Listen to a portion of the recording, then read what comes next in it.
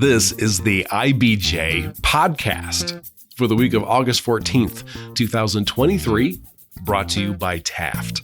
I'm your host, Mason King. Welcome back to the podcast, everybody.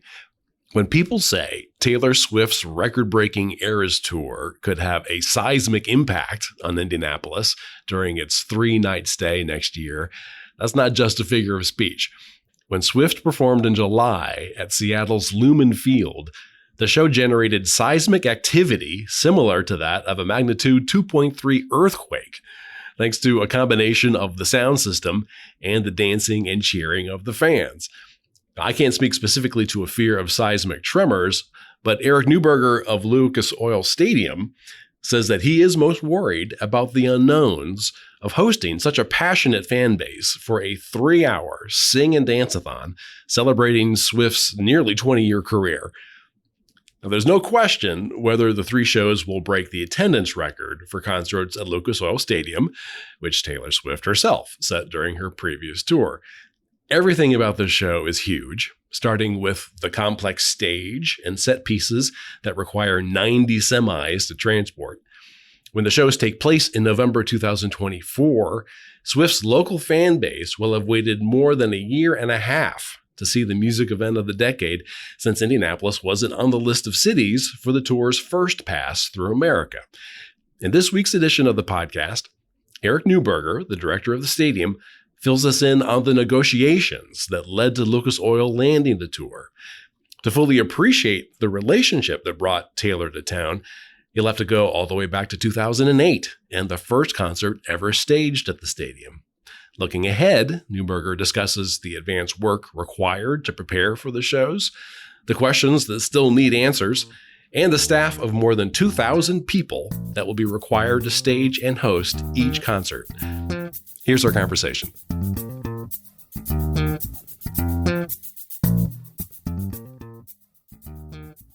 It's my pleasure to welcome to the podcast Eric Newberger, Stadium Director of Lucas Oil Stadium. Thank you for making time today.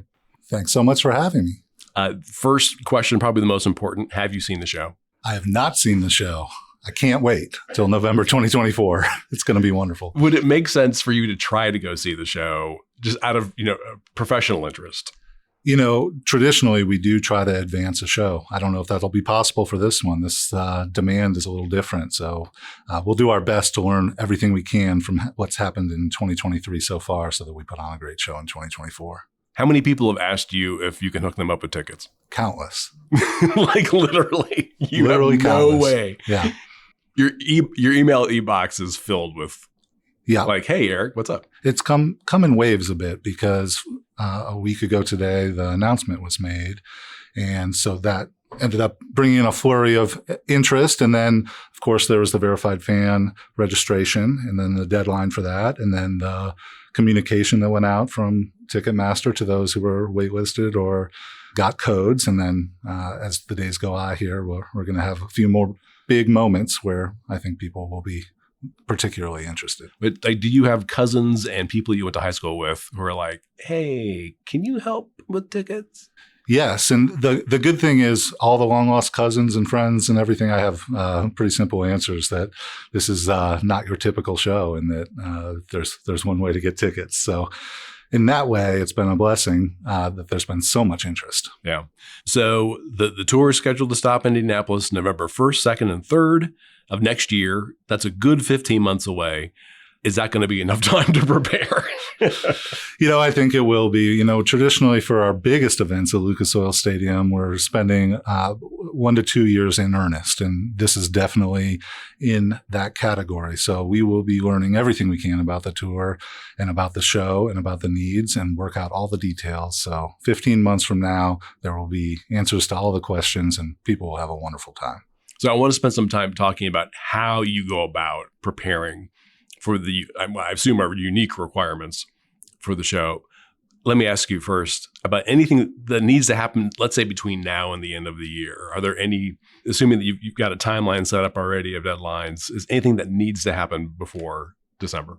Really, everything that needs to happen this year is making sure that it's on sale and that the tickets get out smoothly. That's the key. All the logistics and the movement and the equipment and any modifications or anything that need to be done with Lucas Oil Stadium, that all happens as the show approaches. And most of the stuff comes in on trucks. When Taylor came in 2018, there were over 80 semi-trucks full of production and steel, and we fully expect there will be that amount coming this time. Yeah, I have some questions for you about that a little bit later on. I heard it's 90, according to Trucking Magazine, but we'll get to that in a sec. I know that the story of how Lucas Oil Stadium ended up with the Eras Tour has a lot to do with the venue's relationship with Messina Touring Company, which is the promoter of the Eras Tour. Can you give us some background on that relationship? Absolutely. The building is now 15 years old, and my predecessor, Mike Fox, and the previous booking manager, Brett Cole, really developed the relationship that we're helping to continue today. So I've been at the stadium for 7 years, and one of the first things that I did was try to make sure that we had relationships with the best promoters. And there's really 3 big ones that we work with, and Messina is definitely one of them. And I think this will be the 11th concert at Lucas Oil Stadium, and it'll be the 6th that Messina Touring Group has brought. And I think that's a testament to the relationship, trusting relationship that we know that we can expect good things from one another. Did I hear this right, that they were the promoters of the very first shows? And I forget the name of it's a country music artist. Yeah, Kenny Chesney in 2008, 2009, 2012, and 2015 were all Messina Touring Group, and then Taylor Swift in 2018. And then here we are again for 2024. What is a good relationship like? I mean, what's the difference between like a business relationship and like, hey, we're close with these guys? I'd say that there's a constant dialogue throughout the year, quarterly, every few months, where we spend time just talking about things that might be coming, dates that might work. Our big challenges at Lucas Oil Stadium is really how successful we've been at booking the stadium. There's an announcement just the other day about Gen Con coming through 2030. There's many like that. So we are scheduling well out into the mid-2030s. So schedule is always one of the biggest challenges we work through. You said there are 11 concerts so far. I don't know why it seems like there have been more, but I mean, it must be a monumental undertaking. And also, I guess you really need to have a show big enough to fit in Lucas Oil Stadium to do it. Yeah, I think that's it. So there's a couple currents that we swim against when we're trying to find dates that work for shows. One is our own schedule, which I mentioned, and how difficult that is. Well, then there's the touring route. Like the tour is not going to bounce across large geographic areas of the country. There's some hub points, and then they're trying to fill in between. And so if those dates don't work out, there's really not other options. And then I think that the challenge really comes down to scheduling for the most part, and that's how it goes. Mm-hmm. Yeah, like you say, I mean, you have in some cases things that are scheduled 5 or 6 years in advance, where maybe with the concert tour is not quite so much, where maybe the lead time is 1 or 2 years, and so you really have to hope that there's something open. Yeah, traditionally our shortest turnaround was U2, where it was 4 or 5 months. And the Joshua Tree tour. Yeah, back in 2017, or the anniversary. Yeah, that's right. And I think that probably our longest were concerts that were delayed because of the pandemic, like Guns N' Roses and Motley Crue and Def Leppard. So I think the sweet spot is the 1 to 2 years. And so there's obviously already a lot on our schedule. And then we have to make sure that we maintain great opportunities for the Colts to have their home field advantage as well. Oh, sure. Yeah, because you do have a pretty important tenant. Yeah, in the Colts. I think that the Taylor's fans were really disappointed that Indianapolis wasn't among the first stops, or the stops on the first leg of the tour, which in retrospect was just 20 cities. But it did include neighbors like Chicago, Cincinnati, and Detroit. Can you give us a sense of whether Indianapolis was among the possible candidates for that first leg of the tour, and then what happened? Yeah, so as I noted earlier, the communication's always ongoing. So we were talking about potential dates. There were times early in the conversations or in earlier years where it was going to be more of a traditional show where there'd be more than one city in a week. Well, for this show, that's not how that works. And it's really been more successful to do multiple shows in one city in a particular week. So that reduces the number of cities. This show is really a generational phenomenon. And there really are not acts that can do this many shows in one place in geographic areas, taking into account the proximity to other large music markets than this one. So this one was really unique. And the scheduling didn't work out for a date that could work in 2023. But I think relying on those relationships and the trust that we built, we were top of mind for 2024. And I think in the end, that's worked out pretty well for Indianapolis. Yeah. And she, as you probably know, I mean, she's played here regularly for the last 15 years. There was a period of time where, I mean, she was like clockwork every 1 or 2 years at Banker's Life. And then which tour was it? It was 2018? The Reputation Tour. Right. And that was at Lucas Oil. And do I recall it set some kind of record? Was it for attendance? Yeah, it was the largest concert we've ever had at Lucas Oil Stadium with over 55,000 tickets sold. And that really hasn't been approached by anybody except for Luke Combs this previous year, where he set his own record for tickets sold, but not quite all the way to the building record. We fully expect that that Reputation Tour from 2018 will be fourth after November 2024. There's all sorts of things that make our venue, I think, attractive to an artist like Taylor Swift, and not the least of which is all the back of house space and the really well done design of Lucas Oil Stadium that even 15 years into its life goes head to head with the newest and most expensive stadiums around the country. So what is going to be especially complex about this show? What seem to be the major challenges? Well, to me, when you do a concert and you do a show like this, there's already anomalies because the stage is in a different place every time. Everybody brings their own stuff in production, and sight lines are different for different shows. So those challenges remain with this, but the number of people and the excitement of the fans, I think, are going to be a real challenge, a challenge we're up for. We need to make sure that people stay safe, which is always our first priority. And we want to make sure that people have a good time, but we also have to make sure that people are in the spaces that they're permitted to go in, and that everybody's enjoyment of the event is really positive. There's a lot of backstage activity here. There's a lot of peripheral things that go on with it. We're really experiencing that from sporting events, these biggest sporting events. So we draw on that experience to pull this all together. But as the show approaches, more and more third parties come in with what they need in order to make the tour go off smoothly. And we're going to make sure that they have an excellent time, just like we always do. I get the impression there are a lot of moving parts. I mean, there are 10 different eras that she is drawing from, and each era has its own set pieces. Or, I mean, it's literally like a curtain goes up on a Broadway show and it's a totally different set. And I'm guessing logistically, I mean, that's a lot of moving stuff, maybe that you wouldn't get with like a Guns N' Roses.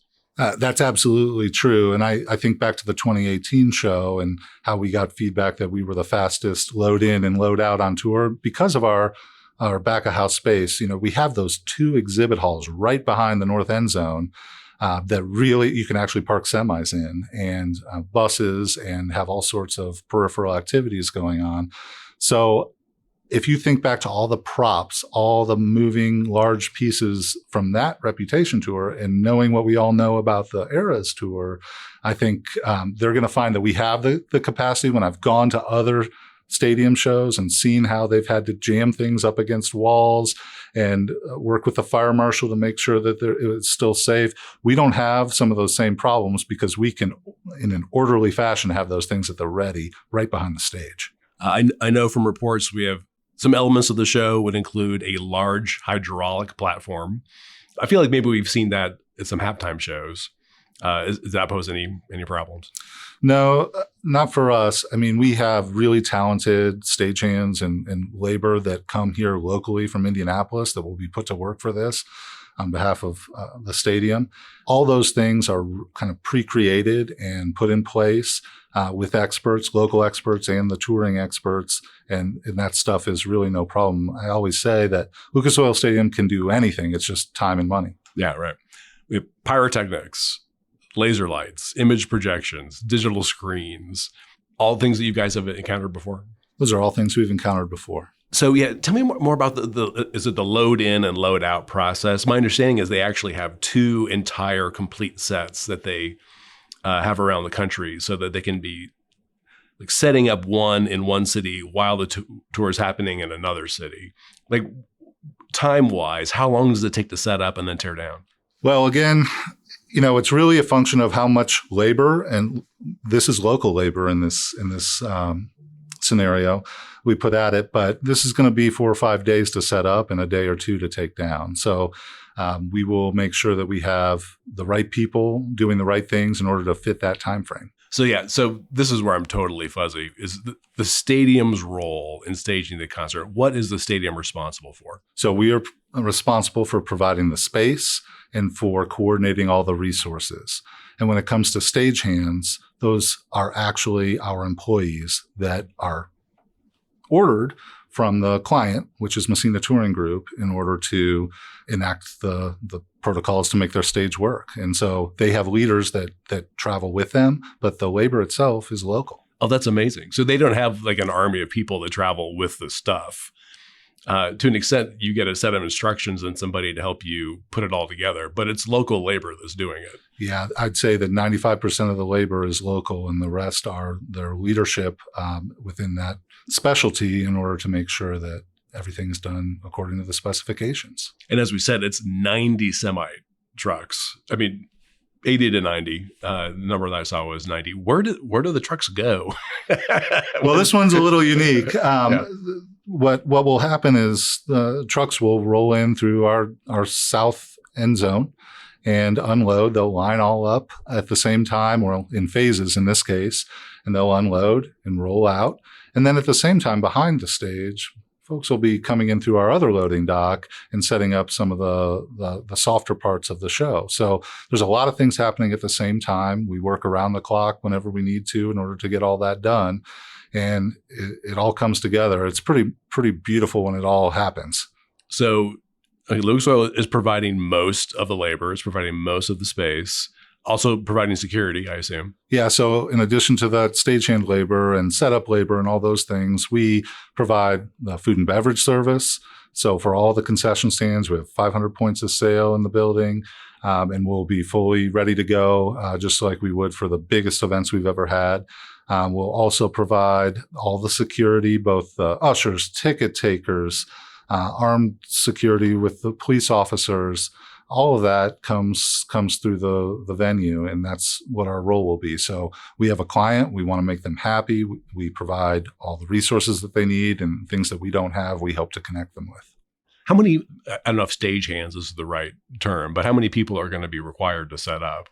I can't give you a number on that right now, but what I would say is that there will be more than 2,000 people working on the event days. That gives you a little bit of a sense of how many people are in the building trying to make the guest experience and the client experience really positive.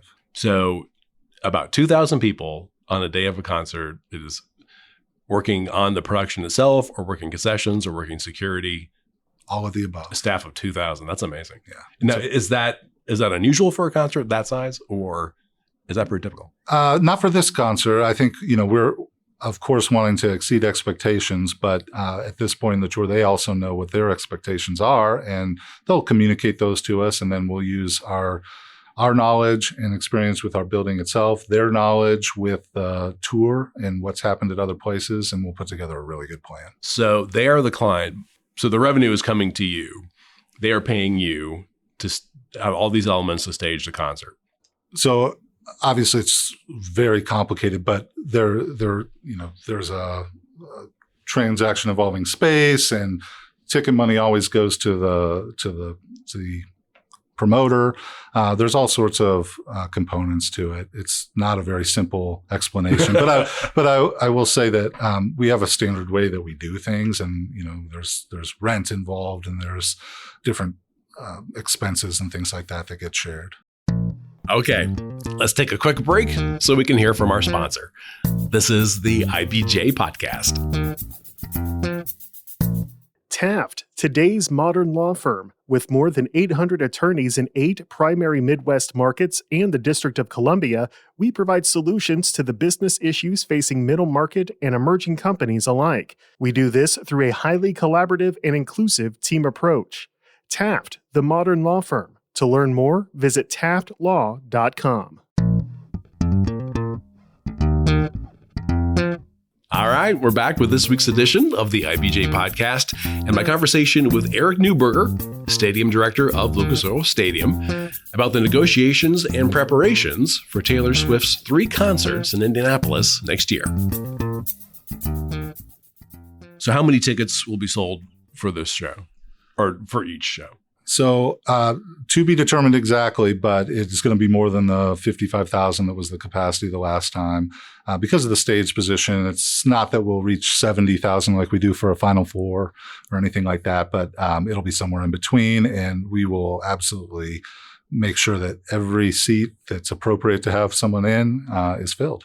I remember from the Joshua Tree anniversary tour, I think, was the floor open? For that show, the floor was completely open. It was standing. It was a large pit, and the roof was open that day, if you remember. But I mean, for Taylor, this show is going to be so stage specific. Is she can be taking up most of that floor area? Yeah.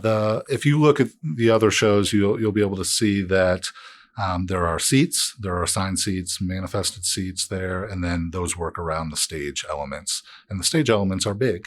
I know that for Lucas Oil Stadium has sufficient internet service to handle a sold out NFL game, which is significant. Is there a reason to believe that you will need to boost Wi-Fi capacity even more for a Taylor Swift show, just based on, the amount of social media excitement in and outside the stadium? Our infrastructure is very strong. It's just 3 years old, and we really went ahead of our time when we did that project a few years ago. But I will say we will analyze the floor itself, because if you think about a football game, there's not usually that many people on the floor. So we'll make sure that we have supplemented our system as best as possible to make sure that everybody has a great time. So it's possible to kind of put in a special order to who's the providers of Verizon? Smart City is our internet provider in Lucas Oil Stadium. And then Verizon does have big capacity in our building for their customers. So you can let them know, look, we have a special event coming and we may need more capacity. Absolutely. We'll look at where people are sitting and what we expect and make sure that what we're providing matches what the need is. I think this tour is known for attracting thousands of fans at each stop who are not ticketed. They're just hanging out. They just want to be a part of it and want to be nearby. Has the tour given you any information about how you prepare for those people and how many you might expect? No, but we do have our eye on that, and we do expect that that'll be a challenge that we have not had with other concerts that we've had at Lucas Oil Stadium.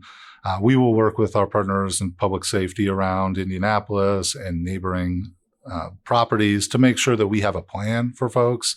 Obviously, if people don't have tickets, it's not a good idea to come to a venue without a ticket for safety reasons, really. But we'll be working with everybody to make sure that we have a clearly articulable plan for folks who are interested in what's going on. Yeah, because I think people have heard enough about, the thousands, maybe tens of thousands of people who have a little outside community that people are going to want to do it. So I think you need to be prepared for them somehow. Definitely. We will not whistle through the graveyard on that, and we will make sure that there's clear instructions for folks, and we'll do our best to minimize non-ticketed folks on the property. Not a super delicate way to put this, but when you have a crowd that I think we can assume is going to be overwhelmingly female, do you have to do anything with your facilities to make sure there are enough restrooms? Yeah, we have done that for most shows in the past. We are able to see some profile information from Ticketmaster to know what our ratios of folks, and if we believe that our ratio of male to female restrooms is different than the crowd, we can flip those, and we do that on a regular basis. So that's something we'll be looking at for sure. We say flip them like a men's restroom could become a women's restroom. Exactly. Okay, great. So how much consultation would you do with other stadiums that have already staged a tour? Is this something that would normally happen, that you would call up somebody from Soldier Field and say, how did you deal with this? Or what surprised you about this element of the show? Yeah, and I think that's really the community of venue operators, especially in the NFL, that we do have those kind of relationships. And not only do I have relationships with my counterparts at other stadiums, but our food and beverage has other NFL stadiums. So they will actually know what they've experienced at other places. And they'll bring in some staff from those other sites to supplement for a show like this. And that goes throughout the whole building. So it could be our event managers who are really in charge of making sure that everything is coordinated properly. They're talking to their counterparts at the other stadiums that have had this show before. So we really do try to not be surprised. And that is the benefit of going later in this tour. Mm-hmm. And you mentioned concessions. Are you doing anything different with concessions than you would normally see at an NFL game? Or is this going to be, that part of it at least, be pretty typical? I think it's safe to say we're going to try to do some special things for it. We have not determined what those are going to be yet.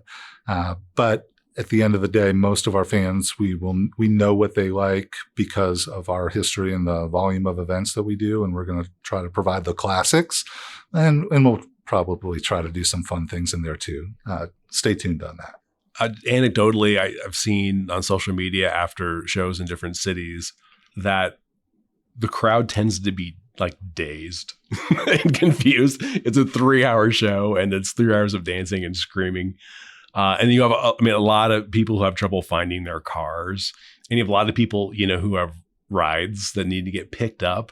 Is that something you can prepare for? It's definitely something we can prepare for. We're going to certainly advise people to arrange their parking ahead of time so they do know where they're parked, or to use rideshare. And we will work with public safety to make sure that our rideshare drop-off pickup points are clear and that people know how to access those. It's typically on Illinois Street for our largest events.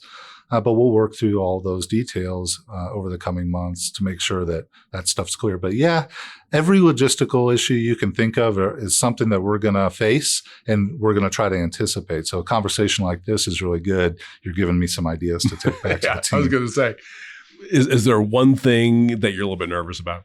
I think it's the excitement of the fans. It's a blessing and a curse when you have people who are very, very passionate. They do things they wouldn't normally do. And so we want people to really have a good time. We want everybody to have a good time who comes. So we will try to anticipate that, try to make it smooth from the point that they enter the building, which sets the stage for their whole experience, to when we're blowing out the building and people are trying to find their way to their car. So it's really a complete journey that we try to make sure that we can facilitate.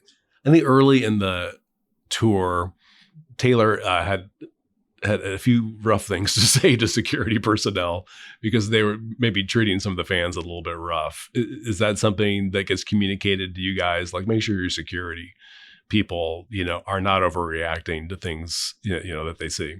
Yeah, it's really our responsibility that everybody is treating guests with respect and making sure we have a safe environment. That's a challenging job, as you can imagine, really difficult.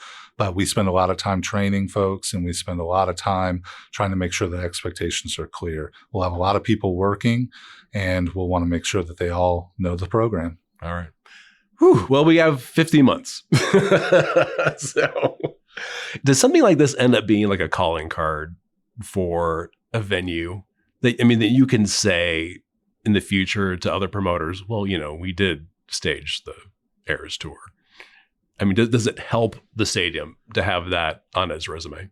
Absolutely. I think we have a lot of other examples to point to, like the Super Bowl and the Final Four.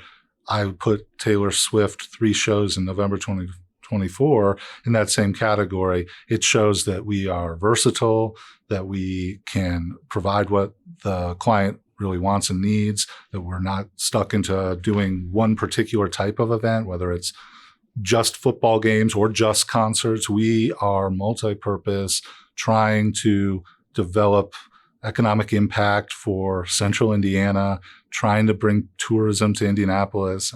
We're really proud of that. And I think this show will demonstrate to anybody who thinks that there are certain areas that we're not as strong in. This will really demonstrate that strength. I'm glad you brought up Final Four. So there you have an event. It's basically a 3-day event. You have the games on Saturday and then the final game on Monday. So it's a 72-hour period of time. Where do you think, from what you know right now, how complex is doing the Taylor Swift show compared to a Final Four?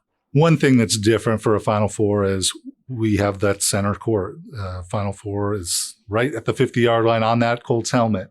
And so we have to bring in over 20,000 additional seats. It's a whole new seating structure that comes from Alabama into our building for that. So it takes 2 or 3 weeks to set up. And there are just a lot of interested parties when you have the NCAA, you have the teams, you have the sponsors, you have the community, you have the local organizing committee. So there are complexities to a mega sporting event that aren't in play for this. But that's not to say that one's harder or easier. They're just different.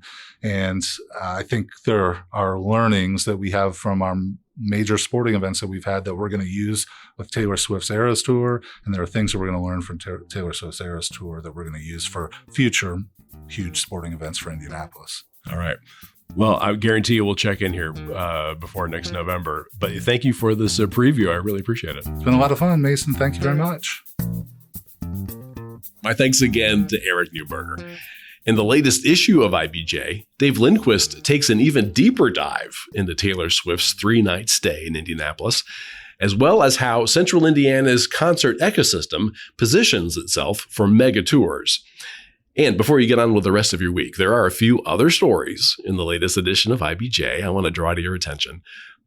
First up, a month after bar and restaurant owners in Broad Ripple moved their weekend closing times up to 1 a.m., they say they've seen a significant reduction in violence in the village.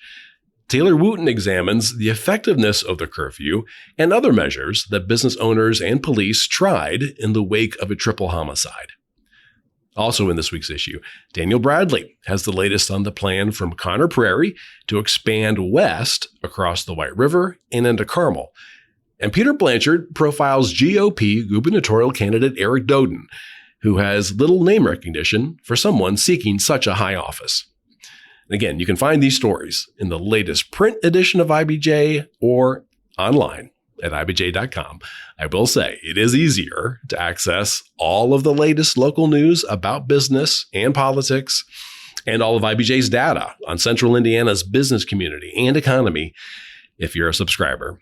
And you might not know that we have wrapped all of IBJ's content together with all of the stories, columns, and podcasts from our sister publication, Inside Indiana Business.